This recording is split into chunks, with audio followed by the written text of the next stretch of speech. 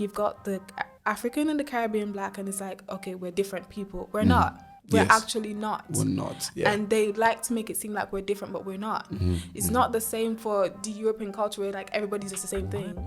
For black people, they always like to pick at each other like, what is the point? Yes, we have the same skin color. Hey guys, just want to say a quick thank you to today's sponsor, Bobbin UK, for sending through the debate day game. The concept of the game is simple.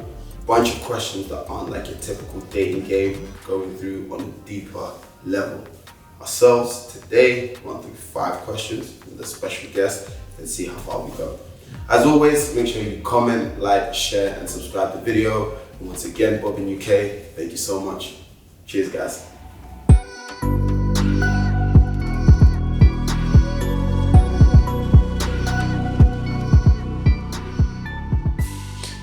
Cool. Hey guys, welcome back to another, what do I even call this? SYS games, maybe. We'll see what the title of the video will be. But yeah, welcome back to another video. As you know, the context, we've already set it up, different setting, different lighting. So yeah, we've got another lovely guest with us today. I've got the beautiful Ashley. Yeah, welcome to the show. Ashley, how are you?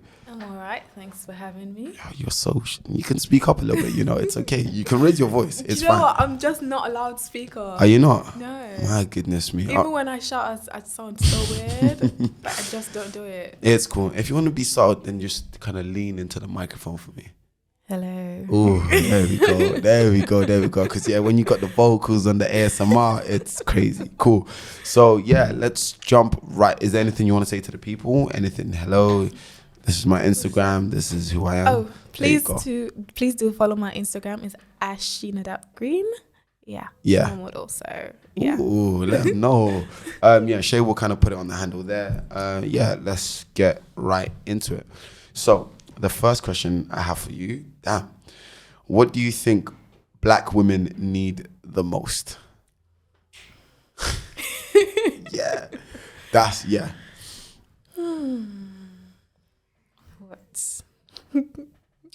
What do you think you black women need the most? I'd say a lot more self-confidence. Because I think, or what I've seen, is that there's not a lot of confident black women there. Okay. I think they're always intimidated by other women, especially if it's another black woman that actually has confidence. They're quick to be intimidated by it. Yeah. So definitely confidence. Okay. Do you think you, as an individual, you like self-confidence? I do. Really? Sometimes, to be honest. Like, you don't strike me as the type that doesn't really have that kind of self. Like, what would you say, like, what does self-confidence mean to you? Self-confidence to me is just like, it's just being myself. Because whenever I enter a room or something, it's like everyone just keeps looking at me and it's like this confidence is just oozing. Yeah. But sometimes it's not to come off as cocky or anything, but sometimes people just come to me like, oh, you're so confident. I'm like, oh, I'm not doing anything. I'm just being me. I'm just being me. Okay. So it's almost like the energy you're giving off when you walk into a room of this is a person that knows who they are and they're acting accordingly rather than taking so much of that energy to try and pretend to be somebody else. Exactly. Wow. And why do you think black women are lacking self-confidence? Yeah, it's a deeper one. I'm just curious because obviously, like my story, obviously I've got 2 sisters and I've got a mum as well. And when I think about it, them 3 hooligans have the utmost too much confidence sometimes. You know what I mean? But then actually, no, I'll tell you, my little sister sort of kind of lacks that confidence, but you know, that's kind of from childhood, kind of growing up in an environment with kind of 2 very overbearing figures with my mom and my older sister. So so do you think there's a source to where this lack of self-confidence comes from? Definitely, like you said, like parental background is a part of it. The society that they grew up in, the field that they decide to enter, depending on work or whatever, athletics, whatever, like extra activities that they decide to take up. Yeah, it affects it. Yeah. No, I hear that. That's a really good one, to be fair. I think what I think black women need the most is kind of building on from the self-confidence is also a lot more self-love. Yes. You know what I mean? 100%. I think a lot of the things that I've kind of witnessed, in today's kind of society is almost black women get kind of put into a little box, like, because you're black, you're loud, you don't have your hair, you're this, you're X, Y, and Z, and it's kind of putting yourselves into a box where you can't be who you are, and then you lack that self-love because everybody's consistently picking on you, arguing. You're supposed to look a certain way or do a certain thing. Conduct, you know what I mean? But then it's like when I've witnessed black women, showcasing that kind of self-love and kind of being the truest version of themselves, it's just kind of like just something so beautiful, you know what I mean? And I think of how powerful and strong black women can be when they're kind of lacking that self-love. It's almost losing such a major part of themselves, you know what I mean? True. And obviously it's no fault of their own, it's just the way, society has been set up to kind of treat black women and kind of block them away like that. So I think I think you beautiful black women growing some self-love, and I think that'll be very supportive. Cool, let's jump into the next one.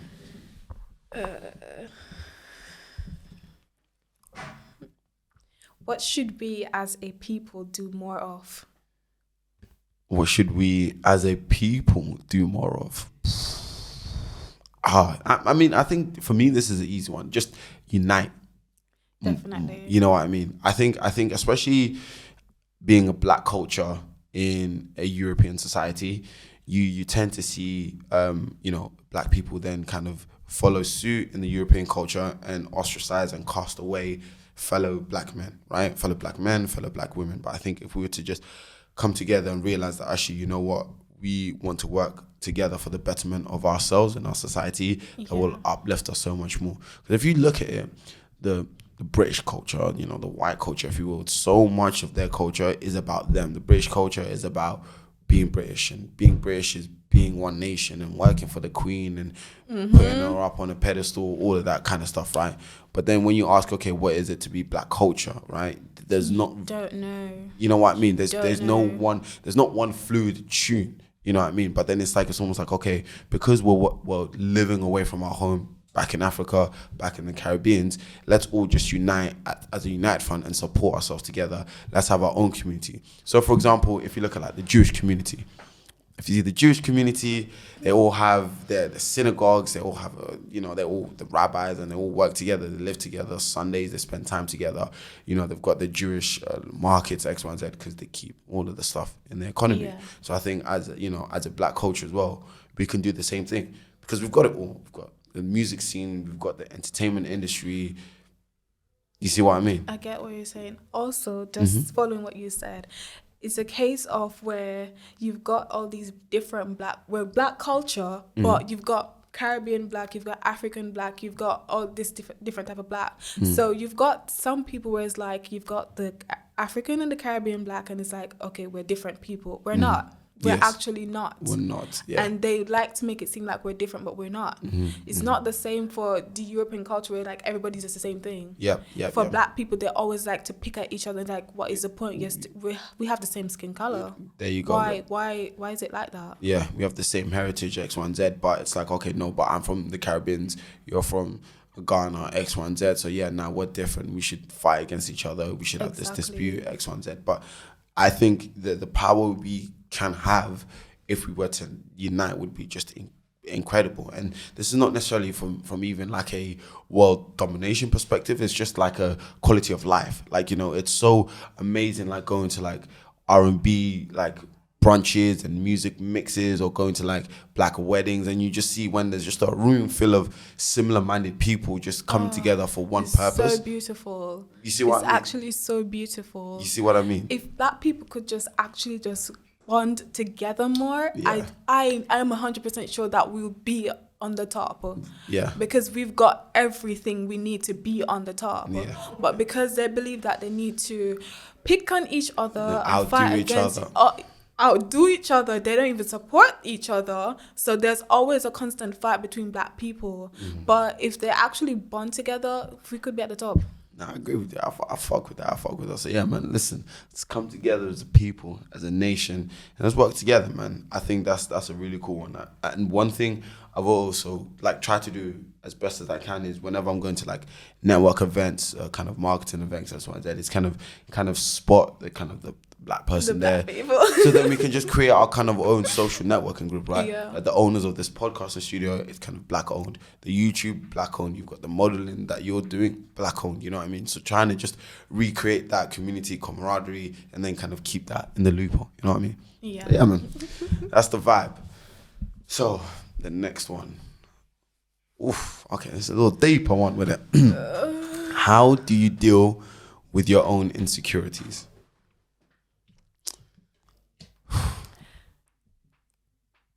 Do you know that question is deep, but it's not really deep for me. Mm-hmm. Before you answer that question, then let's start off with what insecurities do you have, seeing as it's not that deep? That's why I was going to say that I don't really have any insecurities. I had one, but I learned to live with it and accept it for who I am. So I don't really have insecurities anymore. Are you able to address what you have? Of course. So if anyone goes on my page, my Instagram, whatever, you'll see that I've got like a surgical scar. Yeah, but you see me still in my belly top. Yeah, you done the most. You always should giving us a little. I do not care. So what happened is when I was 16, I had appendicitis. You know, normal appendicitis was just ruptured. You just get a little slit at the side and they can just take it out. But mine burst inside. Damn. So it was a whole lot of poisonous substance spreading through my body. So they had to split me in the middle and clear out. Damn. Yeah. So the emergency surgery left that scar because of my skin type, and then, you know, iron and all of that they used to cut. So it's like, it's going to leave a scar. When I was 16 and it happened and it was healing, like, the scar was there and I cried. And I cried for days. Wow. Because I can remember when my skin was just so clean and you could see everything. It was so pretty. It was just so smooth and pretty. But when it happened, I said, okay, this is something I'm going to have to live with for the rest of my life because it won't move. It's not going nowhere. So I got no choice. I ain't got no choice. It's my new tattoo. So I started embracing it. I used to hide it. Like, you could not get me in a belly top. You could not get me in anything that would show my belly. So I started embracing it and said, you know what, at the end of the day, this saved my life. So So how do you go about embracing it? How did you do it? So when people ask me about it, I don't know if they're scared, because sometimes I really do think they're scared to ask, because they're like, okay, we don't want to, you know, especially in the European cultures, like everyone's like, touchy-feely. Yeah, I'm not like that. Yeah. So when people ask, I'm like, oh, you want to know? Okay, I'll tell you what happened. I got you. And then that's kind of that transition from... Yeah, and then the way that I just wear whatever I want, I don't care if it shows or not, the fact that I don't hide it anymore, people just say, oh, she's confident with the fact that she's got that. I was like, it's not the fact that I've got that, it's that I have it because it's who I am. Cool. So it's not an insecurity for me. Wow. Yeah, that's beautiful. So no insecurities. How's life like over there with no insecurities? Huh? I want to be like you. I want to be cool like you, man. Do you know, you just got to embrace your flaws. Everyone is flawed one way or another, so you just embrace it. Yeah, I hear that. I think from a person, let me reread the question again. How do you deal with your own insecurities? Insecurity. I don't really think I have any insecurities. I more have fears, if that makes sense. Yeah. So I have a fear, like, let's say, fear of failure, fear of not living up to my potential. Yeah. So I would say those personality traits are my insecurities rather than a physical thing. Yeah. And the way that I deal with it, similar to you, is by accepting it, embracing it, and then also just communicating it. Yeah. So one of the things that we do, like on the podcast that I have, you know, the Speak Yourself podcast, is continuously talking about the things that are troubling us on a mental perspective. Yes. And I feel like getting what's in here out is just it's actually relieving and it's relaxing. crazy. It's insane. It just changes everything. I you know for a fact that changes everything, because there was once that I was not talkative at all. Really? I was not. You could not get me to open my mouth. Yeah. I would sit there and I'll be hurt and I'll be crying to myself. And as soon as I'm fine. But now that I've learned to just open up and speak my mind, I could not stop talking. Yeah, I couldn't stop. Listen, before we started, she was just yap. It was crazy. It was crazy. But yeah, so now you kind of got that natural element, right? And literally, I agree with you. Just talking, getting whatever's on my mind. And I think at first it wasn't that easy, right? It's this whole, okay, especially when you're going through something and you feel it, it's raw, you're vulnerable and you don't want to share with somebody because you think they might judge you, they might laugh at you, they might say something about you. They might just not understand as well. Yeah. And you don't want to talk to someone that just doesn't understand. There's no point. There's no point, right? But then I think what I set myself up is I've got a group of people that I can just turn to and talk to without judgment. Right? Yes. So I've got friends, I've got family where I'll tell them anything and they will just embrace me for what's funny.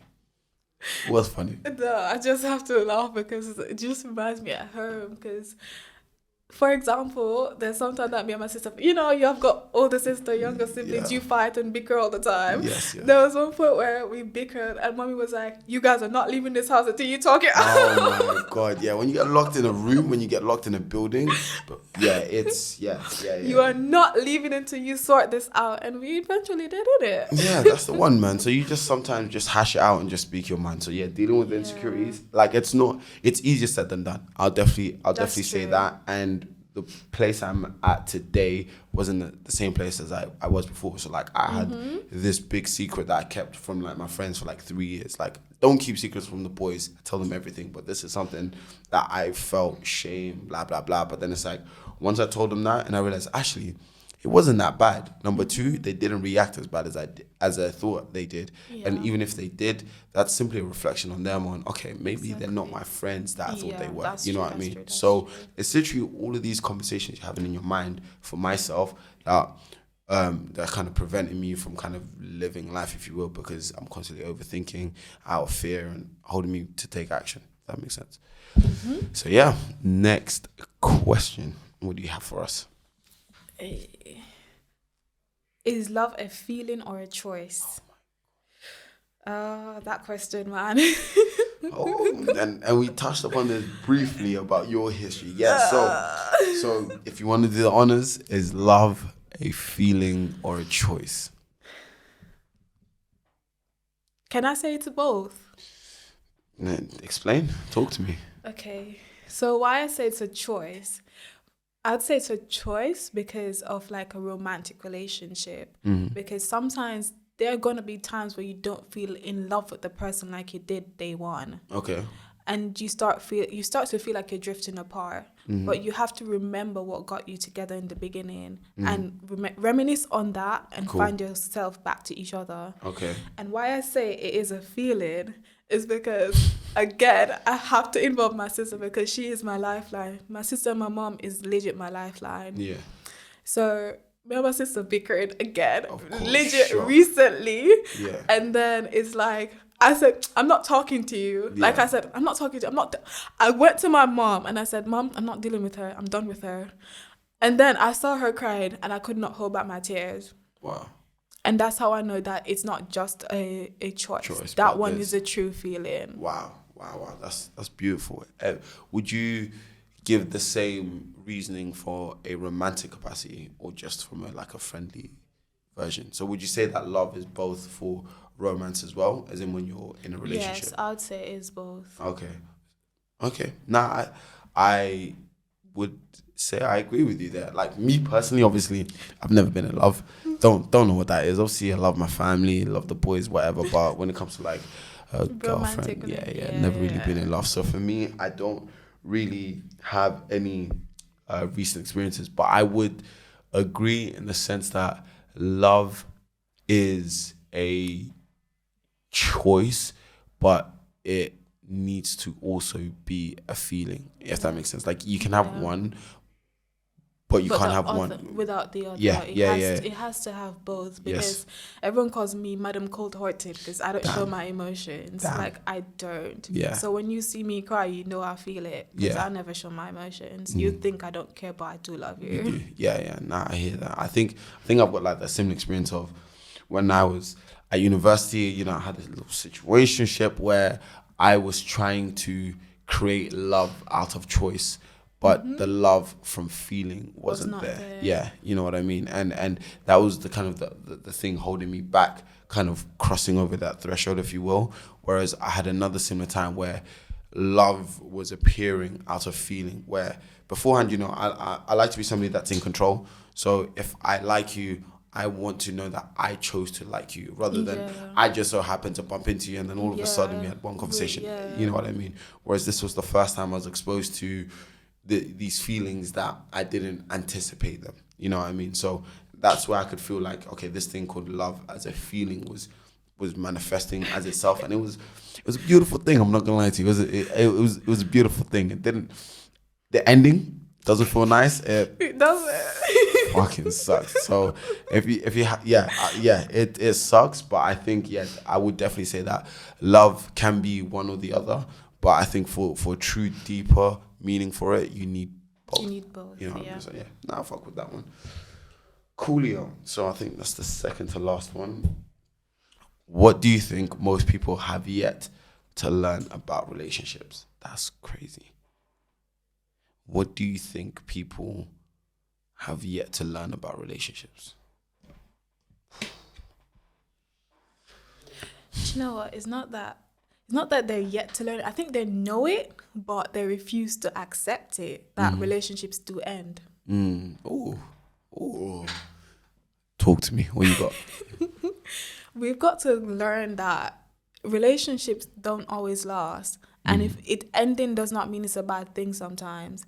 And most time people will legit kill themselves because it's ending, but you don't know if it's for the better. And people know that, but they refuse to accept it. Wow. Yeah.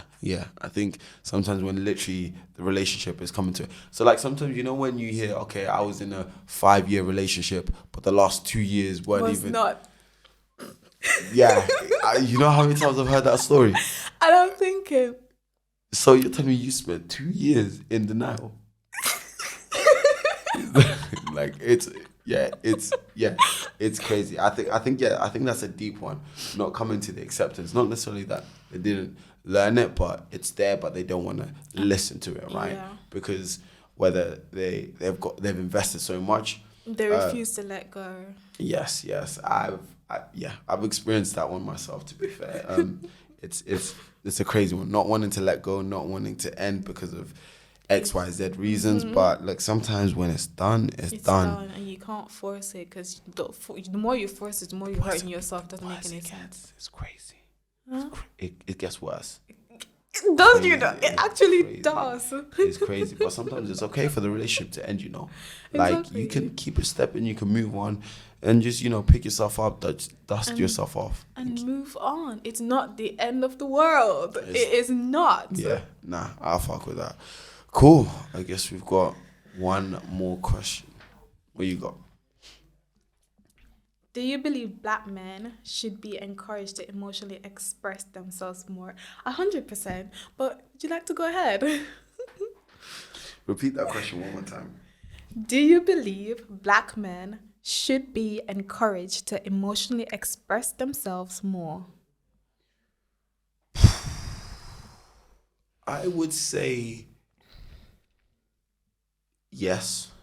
That was a hard yes, yeah? Yeah, I have to really think about this, because now I'm thinking, but being emotional is shunned upon, it's frowned upon. That's true. You look weak, X, Y, Z. But then that's how you know who you're dealing with. Because if you're dealing with an emotional partner, then she'll expect you to have more emotionally open up to her. Yeah, but if you're dealing with a cold-hearted girl, like Then no, I'm actually very, very emotional. But like I said, I have my emotions, so because I'm used to being hurt. So that's different with me. Sorry to hear that. I'm fine. It's fine. I'm used to it now. But I would say, I think that the difficult thing is for this to kind of work or come into action would really depend on kind of the role models of the ones encouraging the emotional openness, right? So if you're seeing it from a celebrity on TV saying, "Oh yeah, black men show your emotions more," I'm like, who are you? Exactly. Because when I show my emotions to this person, you're not going to be there to support me. Exactly. You know what I mean? But then if I'm getting it from somebody I look up to that has direct contact with me, whether that's my best friend, my wife, my mom, my dad, my uncles, whoever it is, saying, "No, Sia, I wasn't emotionally intelligent, emotionally vulnerable, and it caused this, and this to happen. But then when I was emotionally open, it caused this and this positive light for it to happen." But then even on the flip side, even if the key is to not be emotionally open, right?